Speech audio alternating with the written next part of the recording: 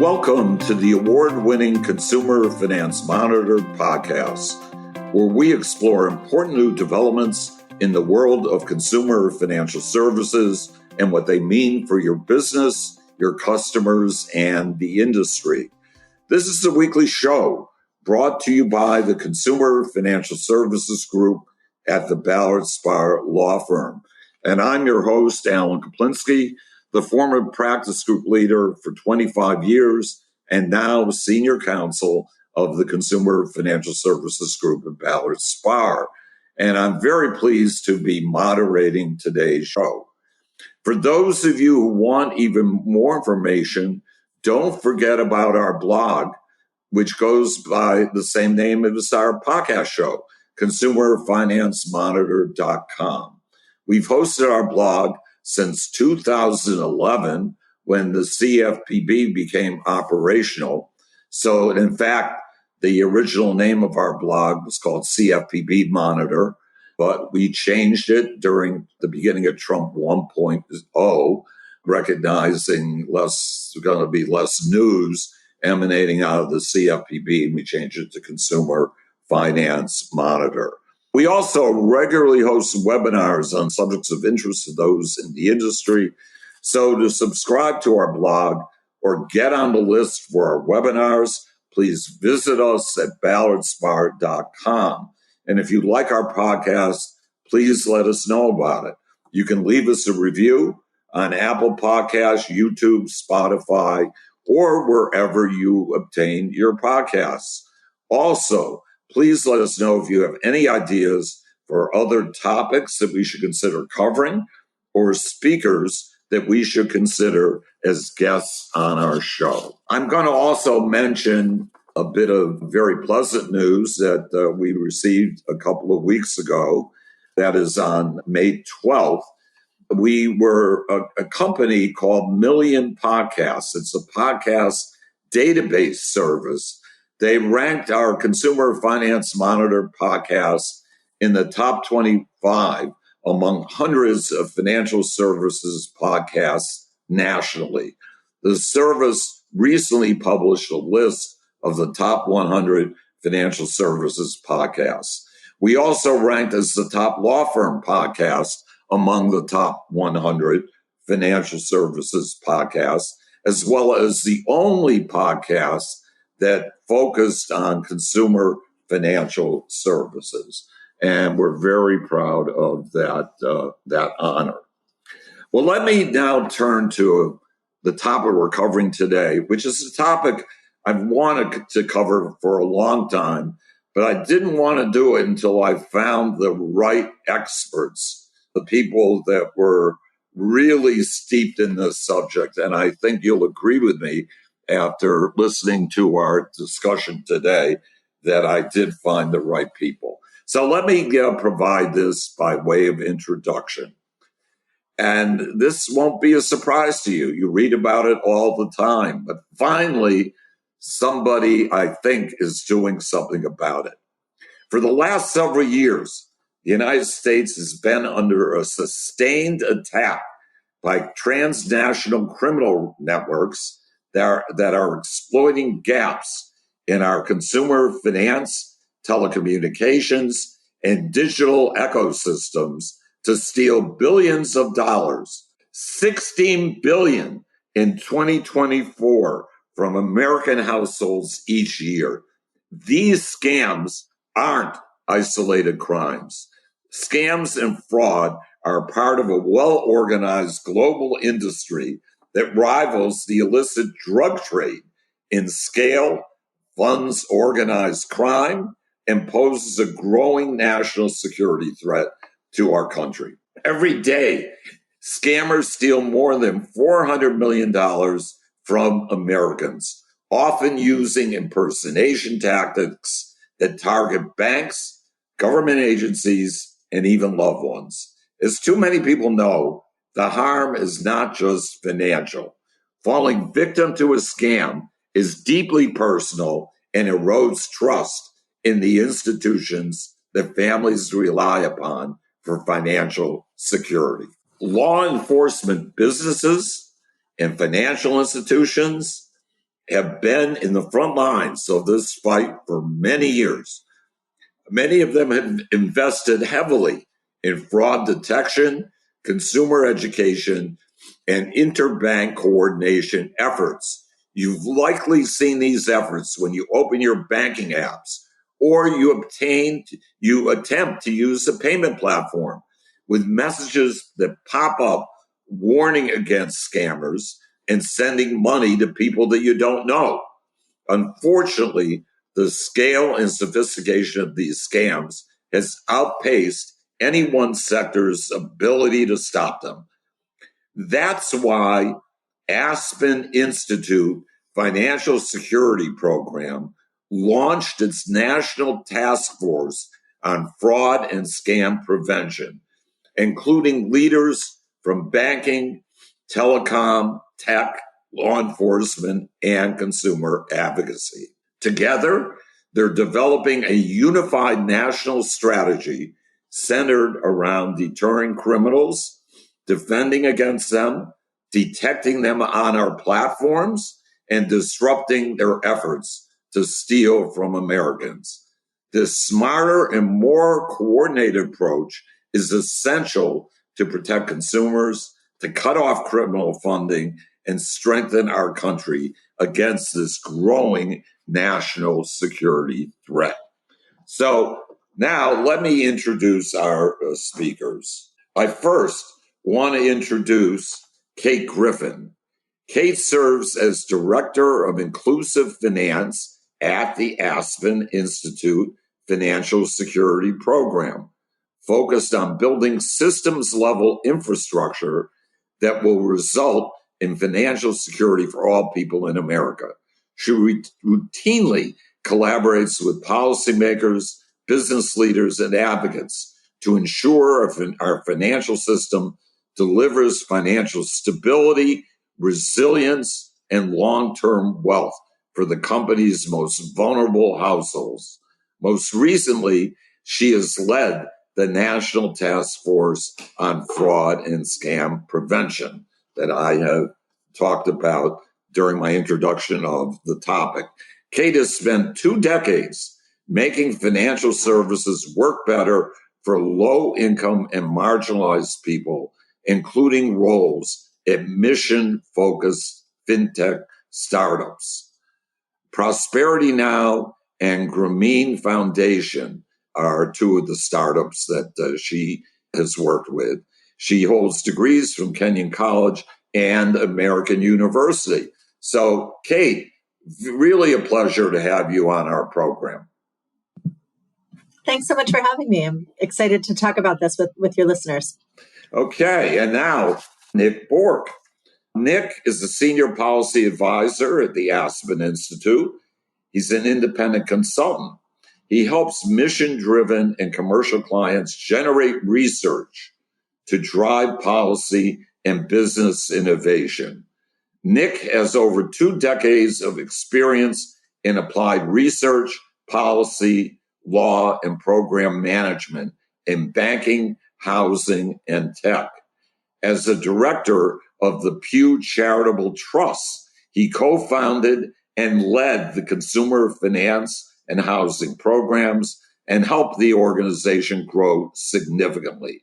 He's led expert teams to produce research, technical assistance, and advocacy that contributed substantially to federal and state policy reforms. And Nick recently wrote an article on this very same topic for an excellent online publication that I now make sure I read every week, called Open Banker. So, Nick, a very warm welcome to you.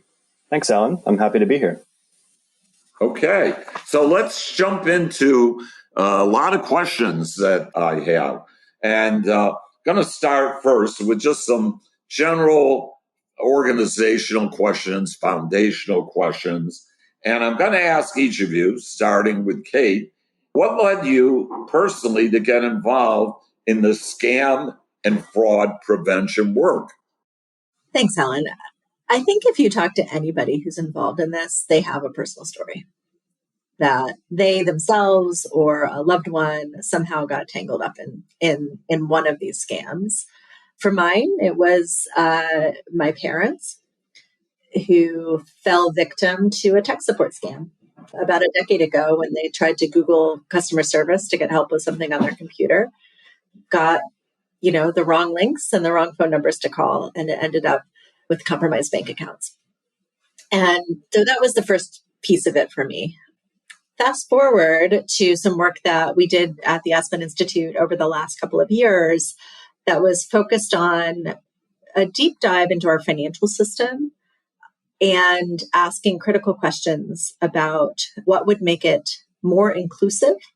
And by that, I mean, what would help our financial system work better for people for whom access to a full range of financial services was sometimes really hard. And one of the pieces or topics that kept coming up for us in interviews with experts was around fraud and scams. And essentially that a growing threat to our financial institutions was compromising our ability to be more inclusive. And so it was that sort of impetus that really led me personally, and then through the work at the Aspen Institute to start diving into this. Okay. Nick, how about you?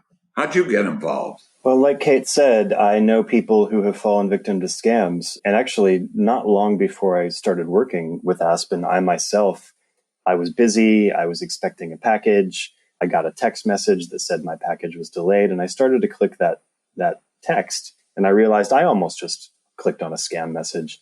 We're all busy and we're all, short of attention sometimes. And that's kind of how you fall prey to scams. But I'll tell you, Alan, the first time my spine really tingled about this issue, the first time I really felt a chill, was when I was invited by the Consumer Bankers Association to join their anti-fraud committee to talk about this problem. And in that room, there were some of the most advanced and senior anti-fraud people working at banks across the country talking about this issue. And over and over and over, they were saying things like, I don't know how we're going to get our hands around this. I don't know how we're going to stop this. I don't know how we're going to get the information we need from outside of our bank or outside of our payment system in order to really get our hands on top of this. I don't know how long it's going to take. I don't know how much more money we're going to lose. That's when my spine really tingled, because as those of us with a financial background know, or banking background know, banks employ a lot of really smart and sophisticated people to work on fraud and scam issues. And they're out there every day doing it. And when I heard a room of them saying they didn't know how to get their hands around this, that's when I really started to pay attention. Yeah. How long was that? How long ago would you say that was? For me, that was just about a year ago. I was in that meeting with the consumer bankers folks about a year ago. And, don't get me wrong. I'm not saying that they're not doing a good job on fraud. They're doing a great job on fraud as we know it. People trying to conduct fraud against the banks. I'm talking about the scams issue, where the bank customers are getting defrauded and tricked into sending money. So they're sending money knowingly, but they're doing it under false pretenses, or they're doing it to a criminal actor. And the people in the communities at banks and other, since then I've talked to people at a lot of other companies, social media platforms, advertising, retail, telecommunications firms. These are the core industries that are combating scams on the front line right now. They're doing phenomenal work to combat this problem, but they're feeling like it's a bigger problem than any one company can really wrap their hands around. Right.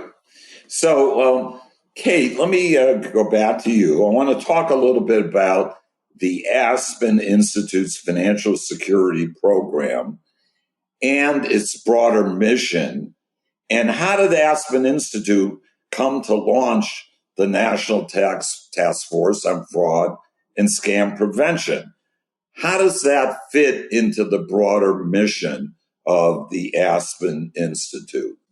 So for your listeners who may not be familiar with the Aspen Institute, we're a 75-year-old nonprofit organization that since its founding has asked critical questions about leadership. And the role that values-based leaders have to build a better society. Our purpose is to bring leaders together to work on those values and work on solving the greatest social challenges of our times.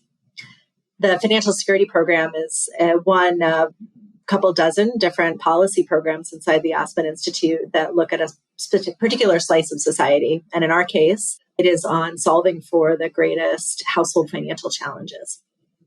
Our long-term, mission and purpose is to build long-term wealth for all people in this country.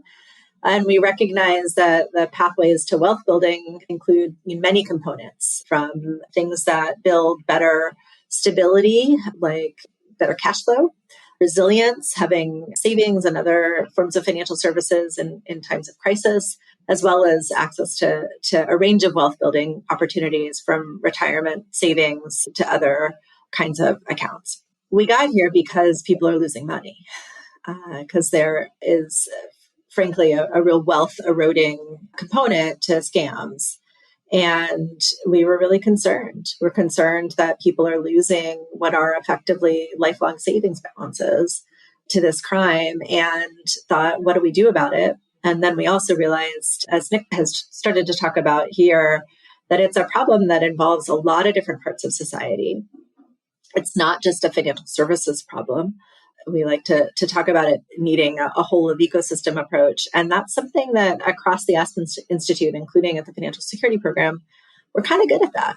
We're good at bringing together a group of committed leaders to solve complex problems. And so we wanted to apply that formula to this issue, and thus was created the National Task Force on Fraud and Scam Prevention.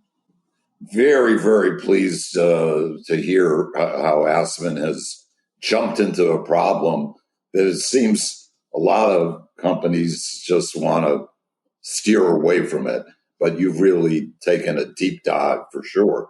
So let me ask you, Kate, you talked about your mother being scammed. Have you, and of course you've spoken to her, but have you spoken to a lot of victims that have been scammed directly? Is there one story or case that changed the way you think about fraud prevention? So a couple things there, Alan. First of all, it was important to us as we started to bring together members of this task force that we included the folks who are working with victims day in and day out. And so, we work with the AARP, who runs a Fraud Watch network, which is an excellent resource for people who have been victims of scams. We work with the Identity Theft Resource Center, another fabulous nonprofit organization working to help people through that kind of crime. We work with Operation Shamrock, which is a relatively new nonprofit that is especially working with those who have been scammed through cryptocurrency. And it's really important that they're bringing the voice of those victims to the conversations that we're having here at the task force. For me, it is the breadth of different stories that are really important and just, mind-boggling to me. Everything from the woman who received a phone call when she was rushing to the doctor's one day, and it was supposedly an FBI agent telling her that her bank accounts had been compromised and she needed to help them in their investigation. And she ultimately cleared out all of her bank account to give to these scammers, through to the tech support issue, through people who believe that they're making a lifelong romantic match. The breadth of tactics that scammers are using is, creative and terrifying. And it's actually really important to me that we kept in mind all of those different victim stories. And one of the decisions we made early on actually was not to focus on any one type of scam or to solve for any one kind of place where this was happening, because the criminals actually weren't specialists. They could pivot and use new techniques and exploit different parts of our ecosystems. And so I guess it's really important to me to actually keep all those victim stories in mind to help us get at the root of this. Yeah. So, Nick, I know, I mentioned in the introduction, I threw out some of the numbers. I wonder if you could elaborate on that. Tell us, how big is the problem in the United States? And has it changed over time? And are there any particular groups of people that get targeted and harmed most severely by the problem? Yeah, thanks, Alan. And this is the point in the conversation where I would normally throw out a bunch of numbers, but I'll get to that. But let me start somewhere else. And Kate mentioned it a moment ago. The scam criminals don't specialize; they're very adaptive. So the scope of the problem here, I think it's helpful to think of the scam problem as a business model.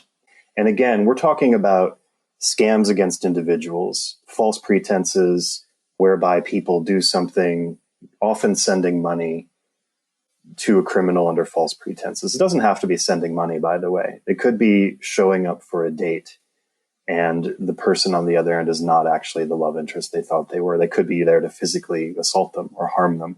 It could be showing up somewhere to have a conversation and being exposed to, terrible terrorist or worse kind of visuals and activity. So I want to keep that in mind. But it often is money being transferred under false pretenses. Now, I say scams are a business model, and it helps to think of them like that. That's because you've got this whole ecosystem of people out there who have realized that for very low cost and very low risk, with very low effort, they can get involved in the country's systems of communication, of commerce, of payments, and they can stick their fingers in it and siphon out money from it.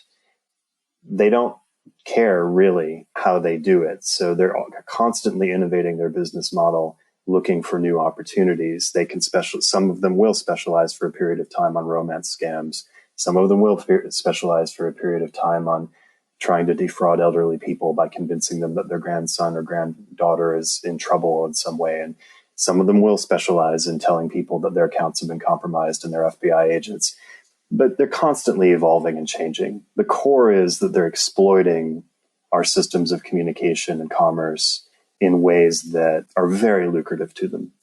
So the FBI takes consumer complaints through their database known as IC3.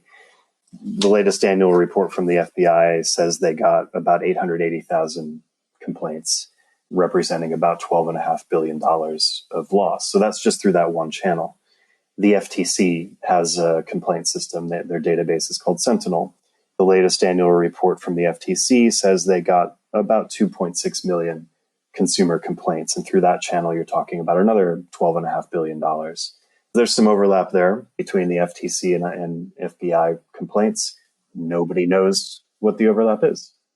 Per year or over per year an extended period of time? Per year. Per year. Okay. And those are just those reporting channels, Alan. There is some overlap in the reports. Nobody knows what the overlap is. And everybody in this field agrees that it is rare for consumers to report these problems. So the numbers I just gave you were based on consumer reports, consumers that actually did report. The FTC made an estimate. What is the overall scam problem in the United States? Estimating for the vast majority of people who don't actually report when they send $400 out and they realize it was a scam, or they send $40,000 out even and realize it was a scam. FTC estimated that it could be as high as $158 billion per year. That's $432 million a day. Even if we think that that estimate is wrong by a factor of 2 or 3, this is still a massive, massive problem. And it is growing because the scam business model is very easy and very lucrative. And I guess people get away with it a lot, right? I mean, I don't often hear of big arrests being made by the FBI or police departments or other enforcement agencies that they've cracked some big ring of people who are scamming consumers. And so I take it's pretty tough. It's a tough job for enforcement. Am I right? It's absolutely a tough job. Part of it is because, as we talked about in the beginning of this podcast, it is almost entirely transnational organized crime, and in particular, operations being set up in places where the rule of law is thin, where law enforcement has less reach, and our ability to go after and prosecute those crimes is limited. It's a problem that has to be part of some of the recommendations that we come out with on this task force to make sure that it becomes a crime that has swifter penalties, because right now it's quite an easy thing for a criminal to get into and fairly hard to get caught. Yeah, and I guess you've implied that these scam artists they're not generally committing the scams from within the United States, right? These are phone calls or emails that are coming probably from outside our country. One of the things that has really fueled the rise in this type of crime is the digital movement of money. So, the fact that between digital commerce and, the digital banking accounts and then the movement of money overseas happening more easily, that's all pieces of the puzzle that criminals have been able to exploit that has made this crime grow quite substantially over the last few years. Let's get into some of the implications of this massive problem. How should we be thinking about this beyond the consumer level financial impacts? Where's all this money going? And what does that mean for our national security? How do the fraud scam artists compare to other forms of organized crime? So, Kate, I'm going to start with you. Then I want to go back to Nick. And Nick, I forgot to follow up with you on who generally are the victims of these crimes. So when we go back to you in just a moment, I'd like you to mention that before you respond to the question I just posed. There are a number of implications of this. And one of them actually has to do with the trust that we have in our financial system, in our systems of commerce, in our digital world. I think that we all have become more wary, which is a self-protective mechanism. But I think we need to ask as a society, what's the impact of that loss of trust in all of our systems, whether it's the trust in my financial institution that my money is going to be safe, trust that this email I'm receiving is actually from the person it says it's from. And I'm sure that I'm not alone in being somebody who never answers my phone, because I can never trust that it's not some sort of spam, phone call. And I think there are implications for society in that. Putting that aside, the other thing that we are realizing more and more is that the proceeds from these scams are being used to fuel other kinds of illicit crimes. So there is evidence that some of the cryptocurrency scam money has been used to fuel the North Korean missile program, as an example. There are other crimes that are being fed into drug cartels that are putting more fentanyl on our streets in the United States. It is all sort of a tangled web of crime that has broader impacts on our national security and on our lives. And so it's not just about sort of, stopping us from clicking a link or trusting that person. It is also about sort of stopping the flows of funding to that kind of criminal activity. Yeah. Now, what about national security? What's the direct impact on that? Yeah. I mean, I think when you look at sort of, again, the flows of funds to those places where you might then be using American money to fuel missiles from North Korea, some of it being used, we believe that there are certainly people who have ties to the Chinese Communist Party are part of these organized crime rings. Whether you can get directly attributed to Communist Party activities in China is still, attribution's always a hard thing in the national security world. But it is those kinds of cycles where you say, all right, this is funding from the American public being used, stolen from us and used in ways that are against our security interests. Right, I get it. So, Nick, let me go back to you. Want to ask you first who the typical victim is? Who are the people that are being targeted? Are they older people, younger people? Is it everybody, or how does that work? In short, it's everybody. It's everybody who uses a phone, everybody who uses a computer, everybody who uses an electronic bank account or payment platform, everybody who uses social media or ever clicks on an ad. It's everybody. There was a Bankrate survey recently that found 1/3 of US adults had reported encountering some kind of financial scam or fraud in the past year. 1/3 of them reported losing money from it. But the thing I want to highlight from that survey actually is that 9 out of 10 adults that they surveyed reported taking measures to protect themselves from scams in the past year. Now, that could be anything from just being more careful when you click on links to verifying an advertiser when you respond to an ad. The point is, 9 out of 10 adults, when they were asked, have you taken measures to protect yourself from scams in the past year, said yes. So I think that gives us a scope of the problem. Now, there are people who are the sort of stereotypical victim that comes to mind, the old doddering person who's not used to using a cell phone. That surely happens. And as a matter of fact, older people tend to lose more money when they do fall victim to a scam because they have more money typically. But the point I really want to emphasize here is that it's anybody, it's everybody who uses our platforms of communication and commerce. Yeah. How do you, I know, I use Facebook quite a bit and I get a lot of ads. I'm not talking about Facebook Marketplace, but Facebook ads where somebody presumably pays Facebook for the privilege of advertising to certain people.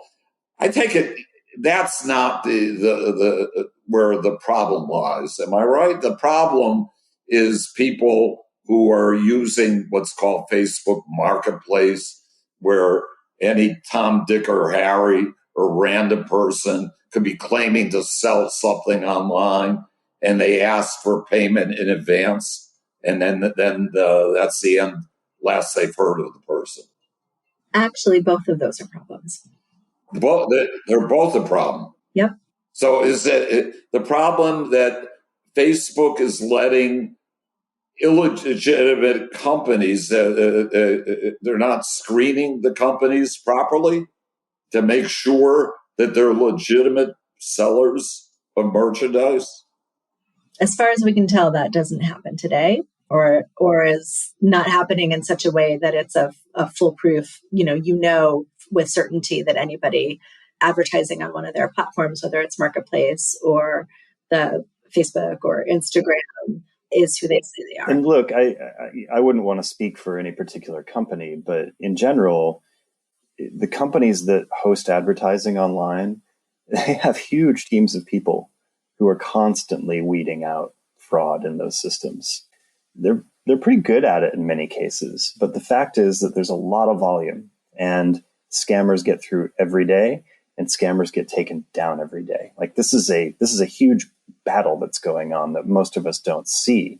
There are some examples of ways to make this a little bit better. For example, some of the social media companies and advertisers and outside of the United States participate in programs where advertisers are registered or vetted first before they are allowed to advertise on a platform. You can then focus on particular categories, like advertisements for finance or for banking services are a category where there's been some evidence that if you system-wide, if you require entities to register first and be vetted before they are allowed to make those kinds of advertisements, the sheer volume of scams and the problem goes down quite a bit. Okay, let's go talk about the challenges now to fighting against frauds and scams. We talked about it a little bit earlier. That's very difficult to track where the scammers are located. Most of them are probably outside the country, probably not in a jurisdiction that's friendly to the United States. But is there anything else that we ought to say about that, Kate? And are there any efforts that are ongoing in Congress to alleviate this? Yeah, I think knowing that many of your listeners are experts in consumer finance regulation, I think it's worth noting that this is different than if you make a charge on your credit card and then realize that it's a scam and you can actually make a claim and get that money back pretty easily, right? If people are authorizing payments out of a checking account or an investment account, which is increasingly true for larger amounts of money, you're in a different regulatory landscape in terms of your ability to get those funds back. And when those funds have now left the United States, as they really often do, it becomes harder to trace. So what'll happen is that you'll send the money. A lot of times they're coaching people how to open crypto wallets. They're using USDT, they're using stable coins and quickly sending that money overseas. It's then getting converted and put into many other cryptocurrency wallets and off it goes. There are companies who are increasingly adept at tracing that and providing that information to law enforcement to help to try to trace and prosecute, but it is difficult, requires, additional jurisdictions and it's hard to pull a case together. The other thing that we heard quite often from companies and from victim support organizations is that you have to increasingly look at this not as a single victim, right? You're not prosecuting or looking for a case that is for a single victim. You're looking for who is the single criminal who has multiple victims. So it may be that someone lost $10,000 or $50,000. Well, that doesn't elevate itself to the level of something the FBI is going to be investigating.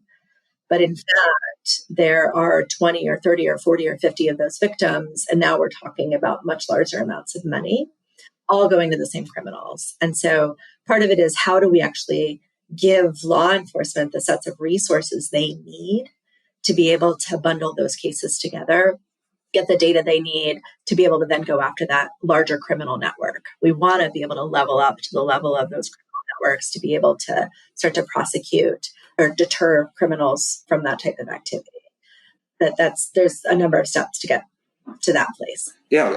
What about Congress? Have they done anything to help? It's hard for me to believe they have. And in fact, when you mentioned stablecoin, they're about to enact a piece of stablecoin legislation. So, which is that going to help, or is that going to lead to more people being scammed?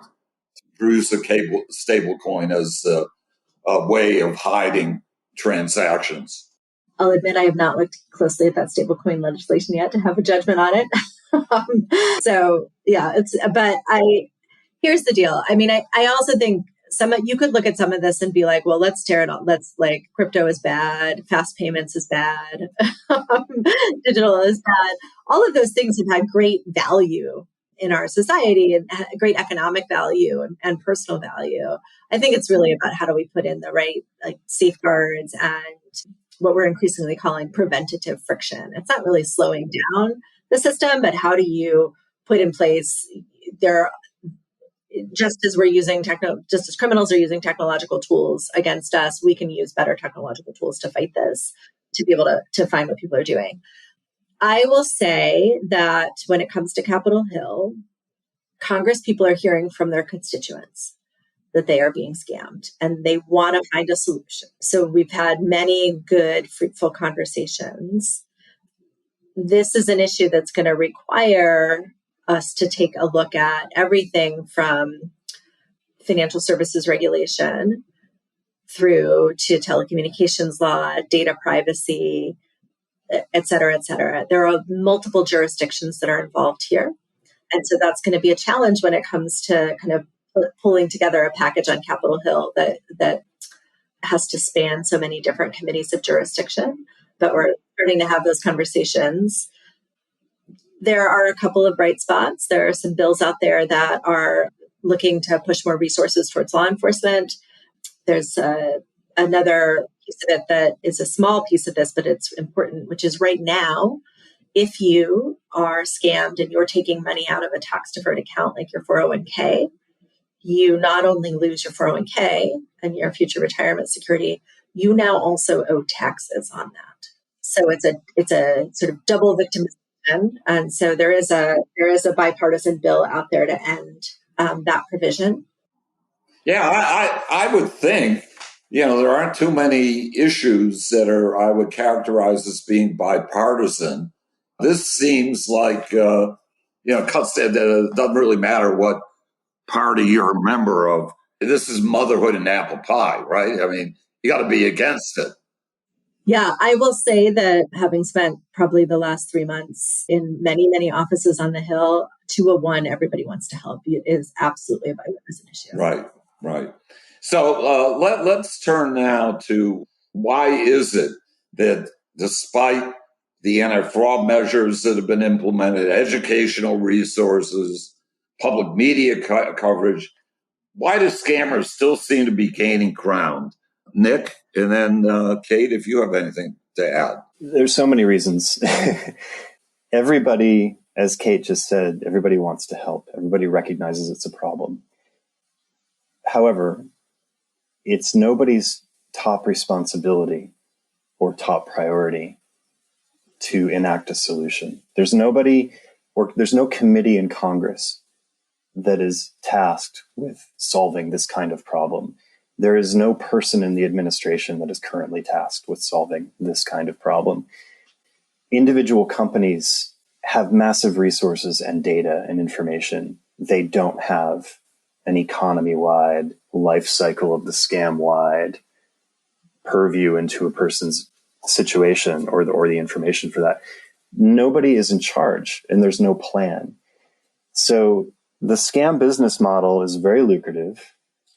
Volume is a big issue. There's just a huge volume of transactions and payments every day that scammers can prey on. Scammers are technologically savvy. They know how to use all the modern tools and communicate quickly and move money electronically, whereas our system in the US is just a sitting duck technologically. Information is siloed, so banks don't know what's happening on social media companies, and social media companies don't know what's happening with text messages.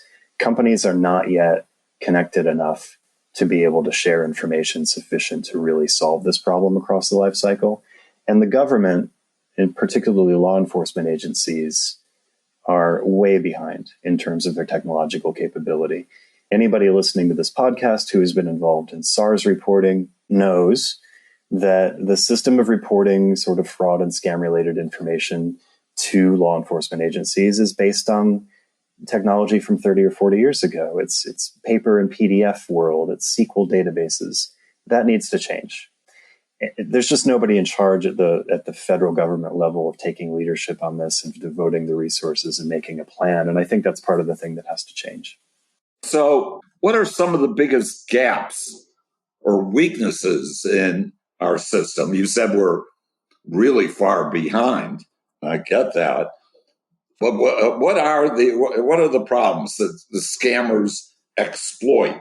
And are there any models from other countries or sectors in the U.S. that people can learn from?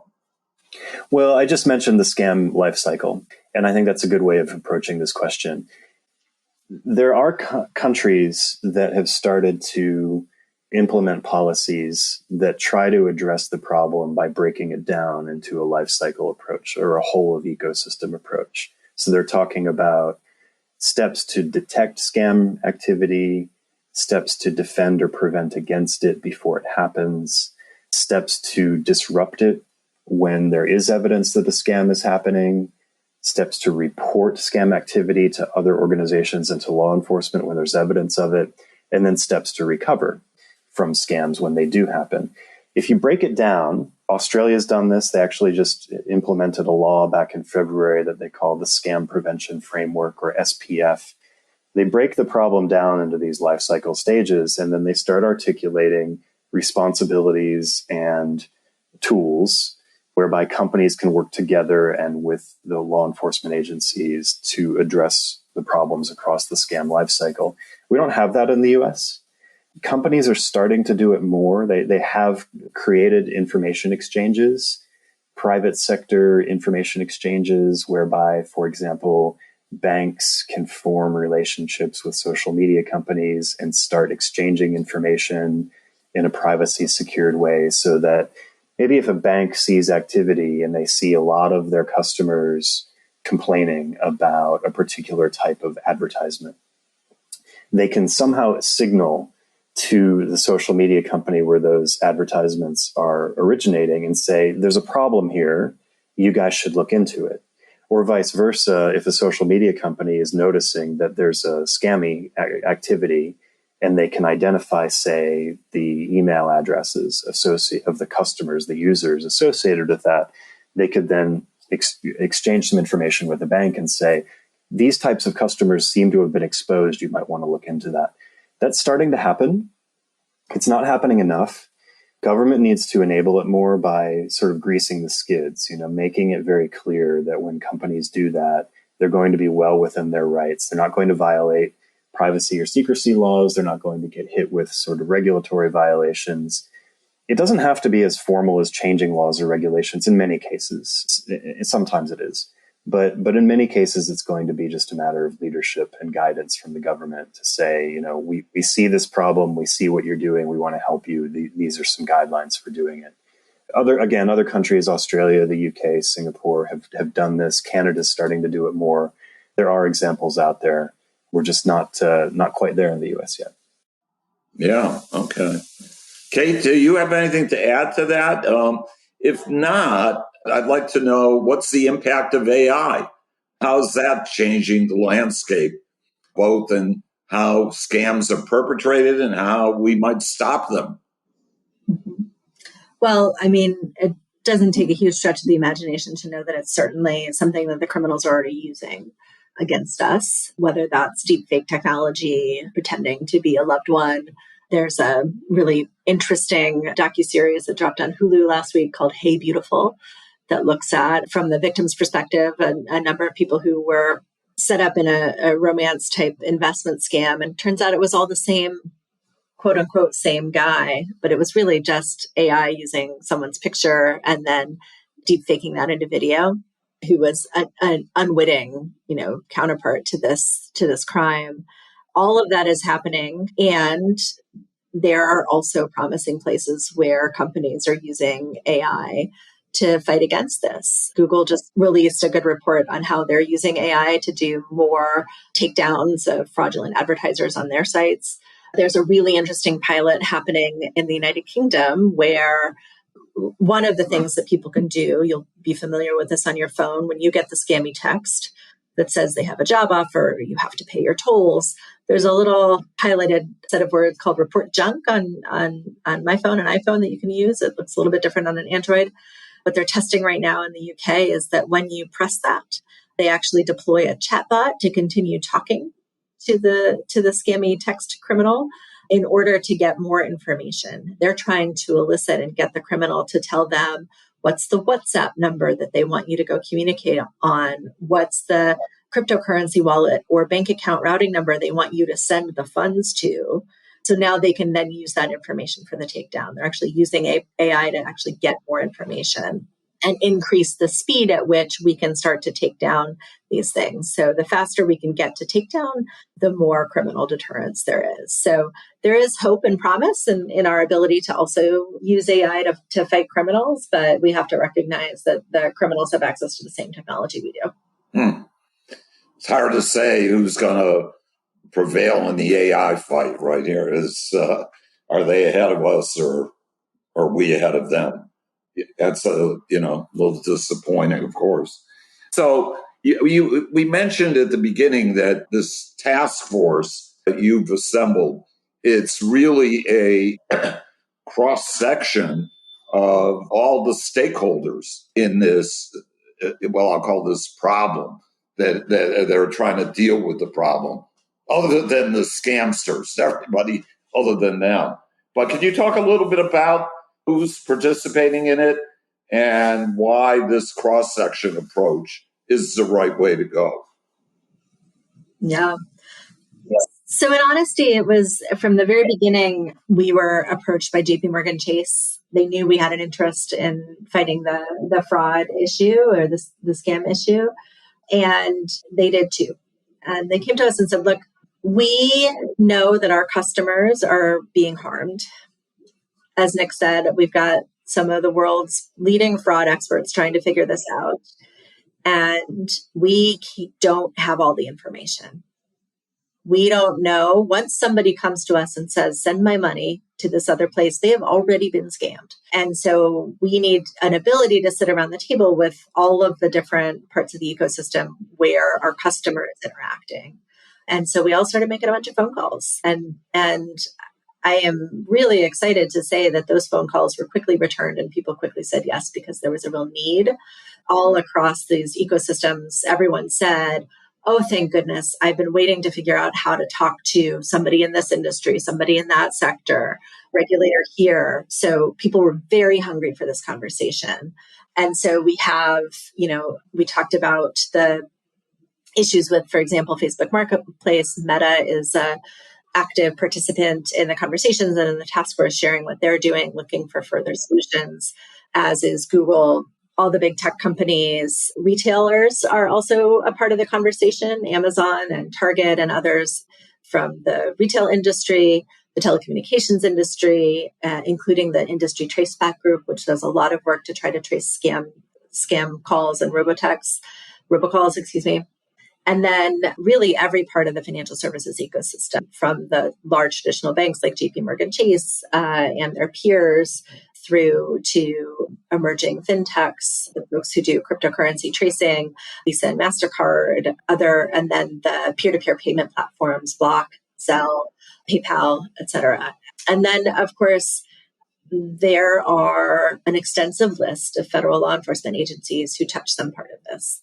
And they all have been active participants. Very excited that they've been able to take precious staff time really and spend time really sitting with us in conversation to understand their perspective on the problem, where they are, like they have wins and where they need help. And so I'm probably forgetting somebody that's really important that talked about the victim services groups as well.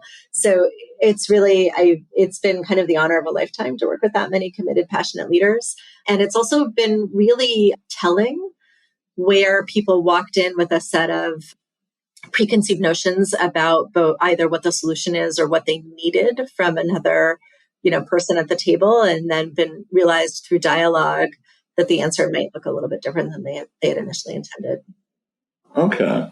So I'm going to turn to a slightly different subject, but that is, what's the right balance between imposing duties on companies and offering legal safe harbors so that they're not afraid to act?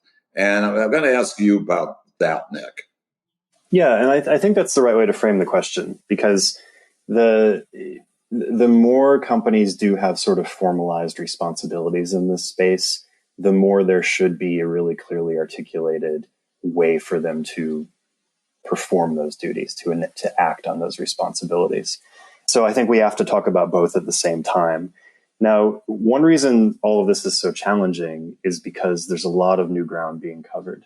It's very common for bankers to talk to one another, to meet in fraud committees of their trade associations and whatnot.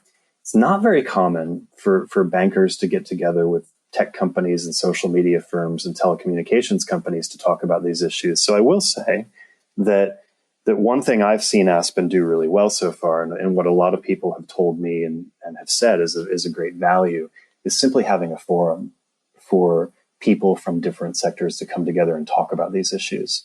Let me just ask a question on that. Kate, how often does your task force meet? Are they virtual meetings that are held regularly, or? We spent the first part of the year organized in 4 working groups that met about once a month around 4 topics: information sharing, law enforcement coordination, consumer awareness and disruption, and better metrics. And then we did an in-person meeting as well. And now that we started to turn towards report writing, we're doing more individual one-on-one conversations, and we'll do a couple of smaller in-person roundtables over the summer. Is the ultimate goal here for the task force to issue a written report? Is that the end game? Well, I would say that's the next step, is a written report of recommendations. I think it'll be very powerful to have this particular group of folks say this is the place that we have converged around, although the final report will be, Aspen's alone. And then we'll see, in terms of implementing the recommendations from that report, we'll be working on sort of how does Aspen work together with the task force members, sort of following the report release on implementing some of the measures in it. Well, when do you target the report for being issued? Do you have a date? We don't have a date yet. Fall 2025. Fall of this year? Yes. Oh, wow. Yeah. Okay. Let me go back to you, Nick. I sort of cut you off because I had this questions I wanted to pose to Kate. Well, we were talking about the right balance between imposing duties on companies and offering legal safe harbors for acting. I think coming into this conversation, a lot of people maybe had a point of view where, there's a little bit of finger pointing that should be happening. I'm doing a good job with my customers, but these other companies, they need to do a better job. The more people have come together from different sectors and talked, the more they're understanding each other's problems. I would say that what everybody generally agrees on is that the solution to the scams problem is bigger than a single company or a single industry even. They agree that every sector has a role to play. They agree that no victim should be left holding the bag themselves or should be responsible simply for protecting themselves, because this is a system-wide problem. So all of that says, everybody agrees that we need to make our system stronger. That means we need to focus more on prevention. We need to focus on detecting scams better. So how do we get to the point where it's easier for companies to do this? Ultimately, speaking personally at this point, I think it would help if companies had a clearer sense of what their responsibilities were, what the government sort of expected them to do, what there was a bit of more of a consensus on just what's the right sort of practical, moral, ethical level for a company to intervene. Because then it's easier for a company to plan and to invest and to collaborate with other sectors. So it doesn't need to be totally legally formalized. Other countries have started to formalize it more. I mentioned Australia's scam prevention framework earlier. Companies are finding that useful because it's simply just making it clearer. What am I expected to do to detect scams? What am I expected to do to disrupt scams and so on? But critically, you can't really get to a point where there's a clear safe harbor for intervening to stop a scam or intervening to share information with a company outside of your regulated space. You can't really get to that point of clarifying and creating safe harbors until you've talked a little bit about what are you expected to do in the first place. And so I think ultimately that's going to be the solution here. We talk a little bit more about what companies should be expected to do. And in exchange, we talk a little bit more and get clearer about how they're going to be able to do it without fear of legal consequences. As long as there's this legal albatross hanging over everybody's head, where they feel scared that if they share information outside of their regulated space, or they're scared that if they intervene to slow or stop a transaction because the company reasonably suspects that there's scam activity, as long as that legal albatross is over everybody's head, we're not really going to get to the solution. And I think everybody agrees on that. Yeah, good. So, we were talking about potential solutions. You say you're driving toward a national strategy for fighting frauds and scams. I know this is still in progress. We're ways away from coming up with your final recommendations. What are the necessary components to make this truly effective? Sure. I'll kind of paint the picture and really invite Nick to share much more here. But I think there are a couple of necessary components. One, we want to, as Nick has said, really deploy the scam lifecycle way of thinking in the final report. So what is it that everybody needs to do to within their own ecosystems to deter criminals? What is it that we need to do to detect when they've been into our systems, to disrupt them when they're in the systems? What are the expectations around reporting, around victim recovery? and around measuring the problem. So there are a range of things that really look at the life cycle. But there are really important kind of infrastructure, scam fighting infrastructure elements that need to be put into place.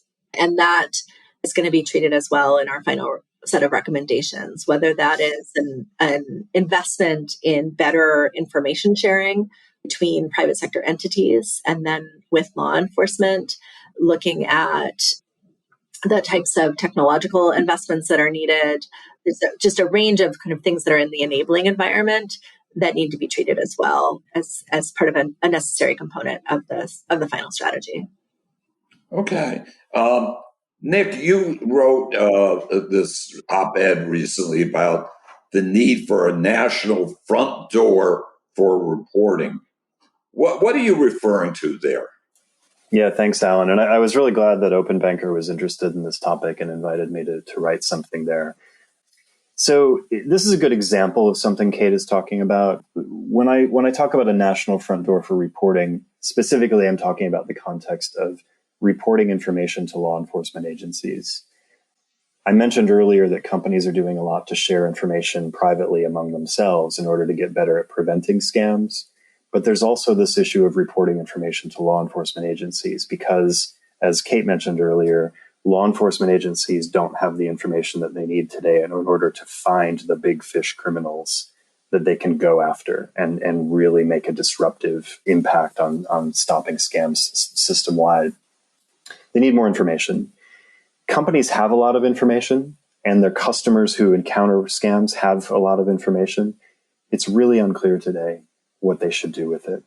And I'm actually going to focus more on the company side of things right now, because the companies like banks and social media platforms who see thousands or even millions of scammy kinds of transactions, they see it and they monitor it and they record it. They want to find a way to give that information to law enforcement more. It's not the kind of stuff you can fill a SARS report out on. You can't fill out a PDF or a paper form and submit it one at a time. It's stuff that you want to be able to bundle and submit through an API, through technology. Here's a lot of IP addresses. Here's a lot of geographical indicators. Here are a lot of patterns. Companies need a way to report that. And they need a single place to do it so that it's easy to tell their staff, like when you encounter scam activity, go to this place. It could be scams.gov. Go to this place, load it up. So in the short or near term, this could be accomplished simply by refining the front door that is used for the FBI's IC3 database, refining the front door that is used for FTC's Sentinel database. You could maybe even create a single front door, and in the back end, the report data goes to those databases however is appropriate. A little bit longer term, a lot of technological capability needs to be built. The government needs to be able to interface with companies to accept bulk data. Some standards need to be agreed on. The law enforcement agencies need to have technological capability to analyze that data. Today, they really can't. I mean, if you're talking about old-fashioned SQL databases, it's really hard to get in there and do any kind of real analytics on those. So they just need more technological capability. So a single front door would help just to tell people where to go and make it simpler to report. Building more technological capability around that will help make the data more useful and analysis more insightful. Okay, thank you. Consumer education, Kate. I tend to think it doesn't help a lot. I mean, that's just a visceral reaction I have that, instead of me speculating, what's the real story here? Does consumer education help? And if so, where should the education come from? Should it come through TV ads, radio, on the internet? I mean, how do you do it? Yeah, it's actually quite interesting to me, having spent my career doing things around financial inclusion, that there are some interesting parallels to the world of financial education, actually. That broad-based sort of big messaging, does it really change consumer behavior? Is it really sticky? Not a lot of great evidence there. But it's important. And I would say one of the things that I think is critically important when it comes to the broad-based sort of set of sort of mass education is actually the kind of story we're telling. One of the reasons people don't report is because they feel an incredible amount of shame. And I think that's a pretty reasonable thing to feel when what you are told through consumer education is you are the one who is supposed to prevent this. Right? We tell everybody, oh, have a better password. Don't click that link. Be savvy online. And so when you become a victim, you think, oh gosh, it was my fault. And that's really a story I think that we have to change. We need to be telling the story about the criminal attack that we're under to really reduce the shame and the stigmatism of being a scam victim. So that's one piece. Secondly, actually, there's a growing evidence base for the kinds of things that companies can put into place to help prevent things in real time, whether it's because you received information that, for example, somebody might have clicked on a scammy Facebook marketplace or made a match with a potential criminal on a dating site. If you're able to, as a financial institution, have a different set of interventions that say, we think you're talking to a scammer, and really in a just-in-time disruptive way, have that kind of individualized consumer interaction, that's going to have a greater impact. And we're starting to build more evidence and a better set of best practices around those pieces, which I think will show some important promise, coupled with better storytelling. And there's really, I think, quite a growing set of journalism around what the scam problem is right now that's really important. So the storytellers here are a critical part of what we have to do. Sure. And Nick, are there any incentives that could better align corporate interests around fraud and scam prevention? Look, companies are really motivated to fight the scam and fraud problem. Nobody wants their platform to be known as a scammy or unsafe or untrustworthy environment. There's big incentive for companies to stop this stuff. However, it still really feels like it's dangerous or like it's sticking your neck out when you're sitting at one of these companies and you try to do something novel, like sharing information across regulatory silos from a bank to a social media platform or vice versa. It still feels really dangerous and risky to intervene in certain cases when you have some information and you think a scam is going on, but you're not sure. So in terms of incentives, it could be really powerful if senior government leadership took some leadership on this issue and said, this is a priority for the federal government and for federal law enforcement agencies. We are not here to punish companies. We are here to help them. We're here to help them share information. We're here to help them do smarter interventions when scams are indicated. And we're here to give them some support when scams happen. If federal government took a little bit more leadership, that would be helpful.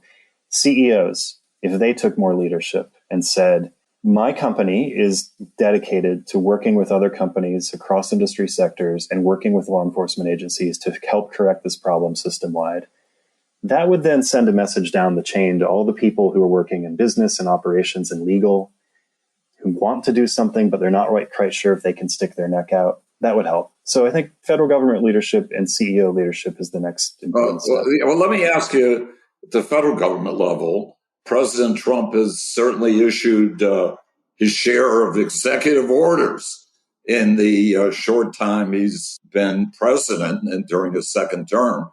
Has he issued an executive order dealing with this? He should have. My God, this should be near the top of his list, right? I would say the individual measures will definitely help, but we need something more like a scams czar. We need something more like a high-level administrative policy statement saying this is a whole of government problem because it's a whole of industry problem. Therefore, we have a person in charge of coordinating law enforcement agencies, coordinating government functions, and we're going to set a goal for the federal government that we're going to start accomplishing. That's the kind of thing I'm talking about. Now that Elon Musk is pretty much done with Doge, it seems like it might be a suitable job for him. That is above my pay grade to answer, Helen. I didn't think I'd get you to answer that. But anyway, yeah, I get that. Can either of you provide any examples of companies that are leading the way on this issue? Listen, Alan, what I'll say is, and this has also been something that's been both surprising and inspiring about doing this work. If you'll look on our website, we've got a list of 80 plus member organizations, and I'm impressed every day by the resources they're putting towards this. This is not a communications play for these companies. That there's real work behind this that they're investing in, that they want to solve this problem. So rather than single anyone out, I'll say look at our list of members, because I do think, and many of them actually have been issuing reports lately about the measures they're taking or the successes that they're starting to have in taking down scams. And so there is progress being made. But I think it's an exciting time to be looking for then how do we level up on top of that success, the kinds of measures I was just talking about. What is the most insightful takeaway that you've gained since you've been involved with the task force? What has surprised you? And where do you see the most opportunity to make an impact? I've been surprised, Alan, at, I'm going to say, like how little value we're getting out of this very elaborate system of reporting information into law enforcement agencies. I know that law enforcement agencies get a lot of value over SARS reporting and BSA Act type reports now, but it's more of a prosecutorial thing. You know, they law enforcement agencies find a problem, a potential case, and then they go to those databases and use it to build the case and get a prosecution. I'm surprised at how much activity is going on to track and build data about scam activity, but it's just not getting shared effectively between the private sector and law enforcement agencies. And the law enforcement agencies don't have the resources they need to really accept and manipulate and analyze that data effectively. Yeah. How about you, Kate? Plus one of the things Nick has said, I think the other thing that's been surprising to me actually is there are information silos between these industries, but there are also real sort of knowledge and experience silos among the leaders.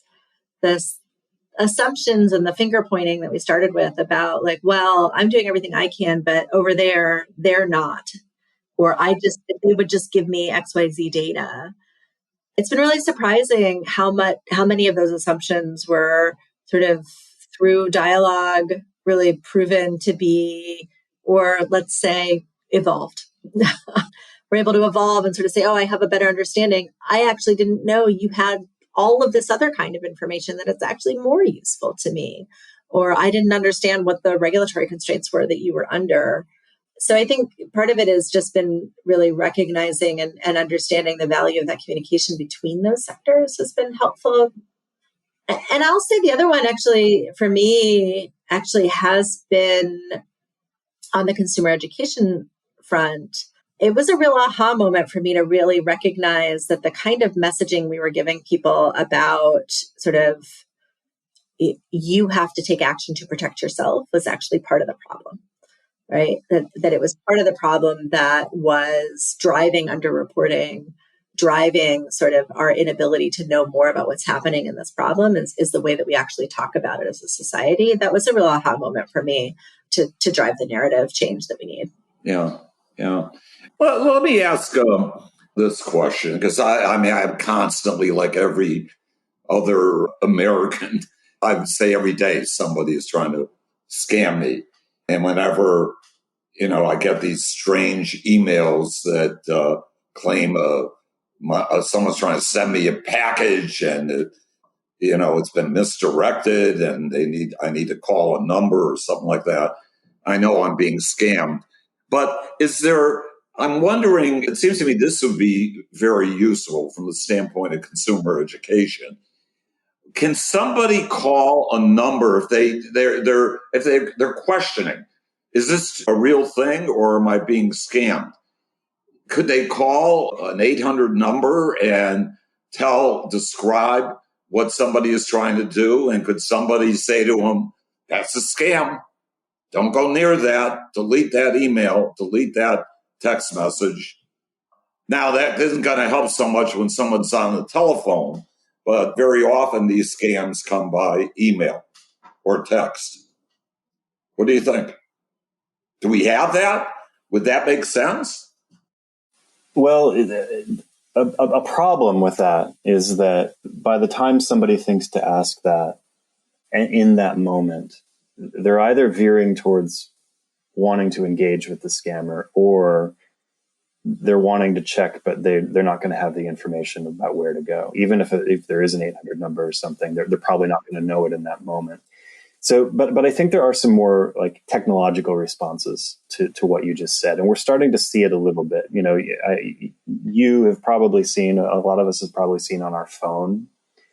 It's getting more common now. If you get a text from an unknown party, for the phone to kind of give you a little warning, or on social media pages, there can be little warnings. We're all familiar with like things like blue check marks for verified businesses. That's something that can help in the scam situation. But I think the technological approach is probably the best way to do it, because then it puts the people, you know, at the companies who have all that, the information, in charge.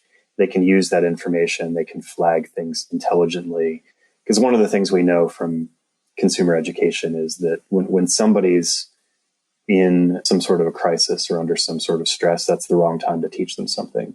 But technology can help, because when somebody is unsure, and if there's a little thing that says caution, this might be a scammer, because of technology in the background doing that labeling, that can really help. Mm-hmm. Yeah. Okay. So we're drawing to the end of our program for today, and I only have one more question for either or both of you. And that is, if you could get one message across to policymakers, regulators, or CEOs that are listening to this podcast, what would it be? I'll go first and then I'll throw it to Nick. We started this podcast with the numbers, with a lot of caveat about those numbers, because we actually don't know the full extent of this. And I would say one immediate ask I have of everyone is to ask for the information. Wherever you sit in your company, how are you collecting data that helps you know and understand the scam problem? There are emerging typologies that you can use. The Federal Reserve put out the scam classifier. If you're a financial institution, how are you collecting and classifying data and looking at that to understand what's happening with your customers? Similarly, if you are a regulator, how are you talking about this with the industry actors that you regulate?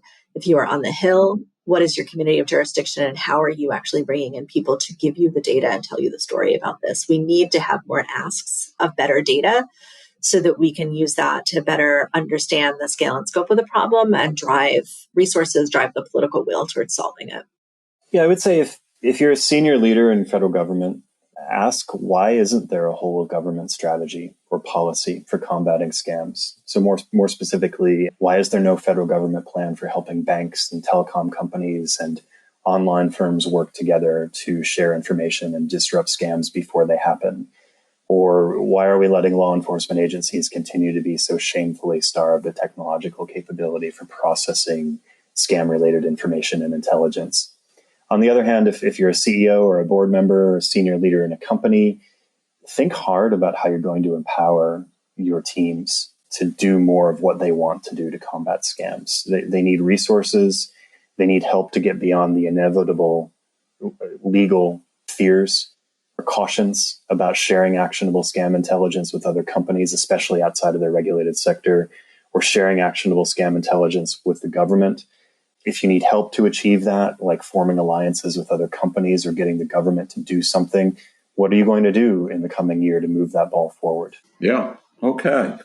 Well, I want to thank both of you for just doing a fantastic job today, describing the scope of this problem and what Aspen Institute is doing to try to contribute to putting an end to it, or at least curbing it in some significant fashion. And when the final report comes out, please let me know, because I'm extending an invitation to both of you right now. Come back and tell us about what is contained in that final report. So my thanks to both of you. Thank you, Alan. Thanks so much, Alan. It was a pleasure to talk with you.